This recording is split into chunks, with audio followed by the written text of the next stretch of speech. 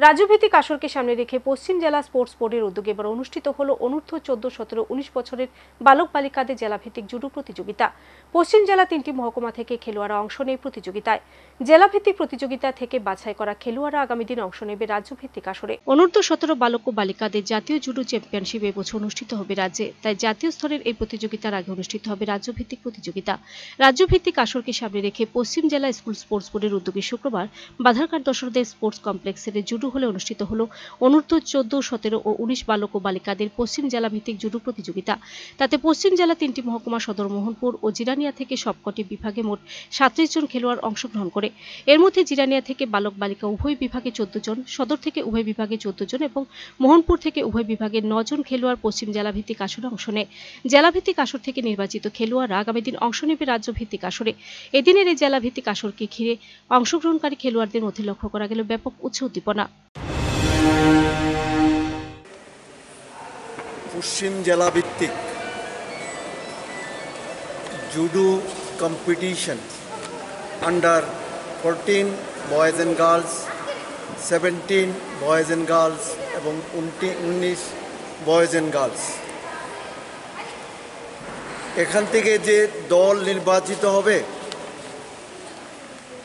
সেই দল state level বা আমাদের যে কোটা অনুযায়ী যে পারফরমেন্স ভিত্তিতে যে দল নির্বাচিত হবে তারা পশ্চিম স্টেট লেভেল অংশগ্রহণ করবে। তবে এই অংশগ্রহণ এই বছর আমাদের একটা বিশেষ সুখবর রয়েছে। ত্রিপুরা স্কুল স্পোর্টস বোর্ড মানে ওয়েস্ট ডিস্ট্রিক্ট ইউথ অ্যাফেয়ার্স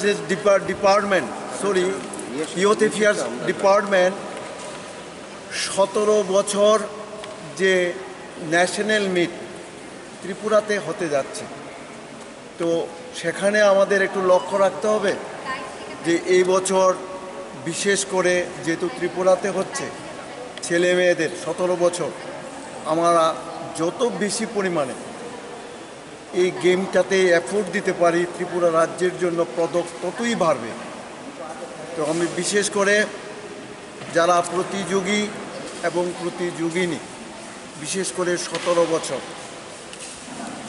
তাদের প্রতি কোচদের এবং আমার স্কুল স্পোর্টস বোর্ডের সঙ্গে একটা কথা হয়েছিল,